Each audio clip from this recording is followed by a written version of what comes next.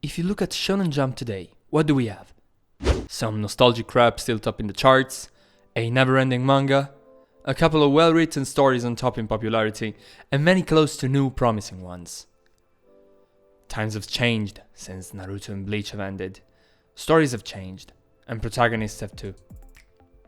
But what is it that makes modern characters different in the writing and development compared to the past? Today we're gonna discuss what's the appeal of the modern shonen MCs and what some of them have in common. First of all, let's start by talking about the characters we're gonna use as examples for my analysis today. Yuji Itadori, Denji, and Izuku Midoriya. Why am I choosing these ones and not others? Reasons are simple. Check your Manga Plus app yourself and you'll know. My Hero Academia, Chainsaw Man, and Jujutsu Kaisen are the most popular shonen at the moment, other than One Piece and these two. We don't talk about this here. And not even about One Piece, since Luffy isn't properly a modern shonen protagonist, not only, but also because of chronological reasons. So let's move on. You know, I'm currently watching Bleach at the moment because I'd never seen it before, and the more I get into it, the more I realize how much was taken from Ichigo in the characterization of modern shonen protagonist, or at least that he's the closest of the old gen to the new one. Trauma, heartfelt emotions, or remarkable dedication to helping others, cause that's what Yuji, Denji, and Deku have in common, sort of. You see, probably the only one who has it all is Yuji, since Denji doesn't really want to be Chainsaw Man to help others, and Deku doesn't really have that much of a traumatic background. He's just an underdog. Maybe that's what they all have in common, right? That's true, for sure. Yuji, and I talked about it a lot in my video about JJK, isn't incredibly gifted as a sorcerer. He's just an hard worker, as he reminded us lately. Denji comes from nowhere, with no family except for Pachita, no purpose in life and nowhere to go. Denji is a quirkless boy in a world where 80% of the population has a superpower. Isn't that already enough? Not only, they are also emotional and broken characters, even though they all express it in different ways. Yuji wants to protect the people he cares about the most and breaks down when he realizes he's weak. He has no power to be a hero. He's just a cog in the machine. But even when life lets him down, he never lets go of his ideals. Everything in the world Yuji lives in seems to tell him that egoism wins in the end. But he never backs down, coming to terms with his mistakes, learning to cope with his sense of guilt and sorrow. Denji, on the other hand, as I explained in my video about Chainsaw Man, is totally clueless about pretty much everything, and can't see purpose in his life any further than materialism, through very common sexual desires for a teenager, that he mistakes for peak life or something. He's so used to loneliness that he yearns for any possible sign of friendliness, and thus falls in love with Makima because she seems to take care of him. And then, spoilers ahead, he loses all of his friends and goes back to loneliness at the beginning of part 2. Reminds me of someone.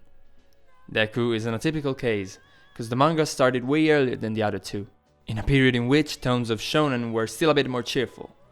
In fact, My Hero Academia stands in between, and only lately, precisely with the war arc, shifted to more serious and mature vibes.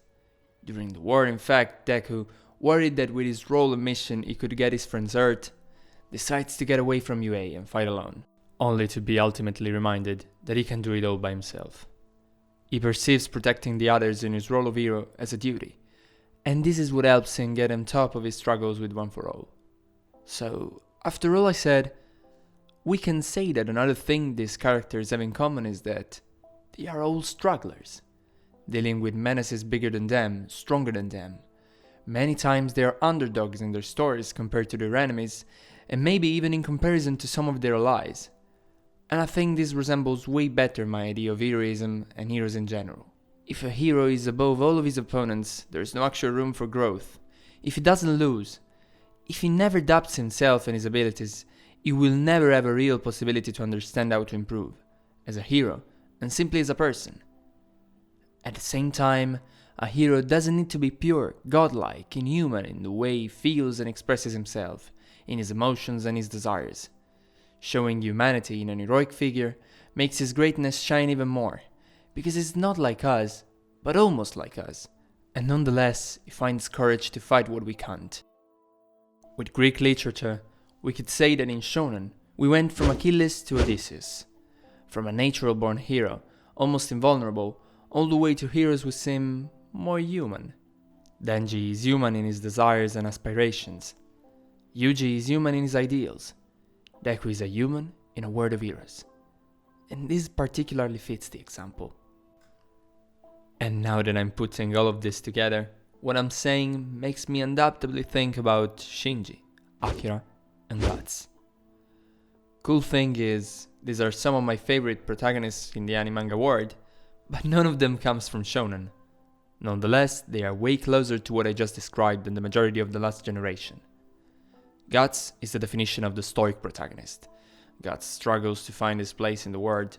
His life starts surrounded by death and pain, and they never abandon him. He's not been taught how to cope with emotions, not even how to express them, and he's consistently let down by life, time after time, event after event. Revenge becomes Guts' only drive, till he realizes how much hatred and grief are consuming him from the inside. Now, if you took this description and tried to apply it to one of the shonen characters I previously described, it wouldn't necessarily be fitting, but there would be surely some affinities, especially with Yuji Tadori. Then think about Shinji. Shinji, just like Guts, is thrown in a world he doesn't fully understand, carrying out his tasks in search of external approval rather than because of firm ideals. His yearning for appreciation and comprehension seems a bit familiar. Denji took a lot from both Guts and Shinji in my opinion, and that's not something that I understood immediately. But when I started questioning myself and the reason I liked Denji so much, I realized that while feeling fresh and new, it reminded me of something I already knew. And then Akira, the definition of heroism, created by Gonagai 50 years ago. Every single author took inspiration from Devilman, from the big robots, from all of Gonagai's production. And I think that the modern shonen characters have still inherited a lot from Devilman's protagonist, and his crybaby counterpart is the proof. Yuasa has been able to modernize such an old character, giving him more human and emotional features in a very convincing way, one that Gonagai surely approved. And Akira somehow reminds me of the new, modern protagonists, especially of Deku, for his idealism and dedication to help the others. Those that I just mentioned can be considered pretty solid inspiration for nowadays shonen manga. But that's not to say that modern shonen have nothing special. I'm tired, like really tired, of people complaining online about what modern anime and manga have lost compared to the 80s and the 90s, cause basically it's simply not true. And to say the least, I'm a very big fan of Akira, Evangelion, Berserk, Cowboy Bebop. I could keep on going. And I grew up with some of the biggest and most appreciated shonen of all time, like Dragon Ball, JoJo, Slam Dunk, Full Metal Alchemist. Nonetheless, I love the current and new generation of manga. The thing is, our perception as Western readers and watchers has changed over time. The amount of anime manga content produced has grown tremendously in the last 30 years, and its spread in the West emphasized it even more. And obviously, the more the quantity, the less the quality. But it's just a matter of percentage, not a matter of raw numbers. What about Attack on Titan, for example? Incredible story, incredible writing, character development, messages, meaning. When did it start its realization? 2009, exactly. If you look at its inspiration, it's obvious that it took a lot from Berserk, from Evangelion even. But I don't think it's a problem as long as the author found something original to tell and an original way to do it. And listen to me guys, every form of medium is subject to this phenomenon called emulation, which is a very different thing from imitation. Emulation is an effort to match or surpass a person or achievement, writing something consciously or unconsciously inspired by something else in order to create something new. Frequently through the process of contamination, putting more models together, without copying any of them. While imitation is doomed to be repetitive, boring, and mostly failing, emulation tries to push forward, to pay respect to what's behind while trying to surpass it. So yeah, Darling in the Franxx, imitation, cheap copy of Evangelion, with awful results. AOT, emulation, putting together inspirations from many greats of the past. And the same goes for Chainsaw Man or JJK. They take something from the big three, they take something from the 90s greats, and create something entirely new, with its own identity. Fujimoto, Gege, or Rikoshi even, are not copying anybody. They're building their own stories while paying tribute to those who came before them. And that's why I think they're great. I could take other characters in consideration, from series that have recently ended, but had their fair share of success, like Demon Slayer, Hell's Paradise, and Mashle. But in all honesty, I haven't read the last two I mentioned, and I think that the reason for Demon Slayer's success is nothing to do with Tanjiro as a protagonist, not with characters in general actually, but it's more related to the way it portrays Japan and the nostalgic obsession of Japanese people and otaku in general for Japan's past history. So, good. The video is over.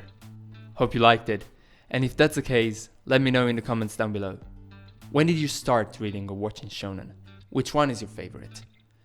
Oh, and if you enjoyed this video, don't forget to leave a like and subscribe to see more content like this in the future. Costs you nothing, helps a lot. See you soon, guys.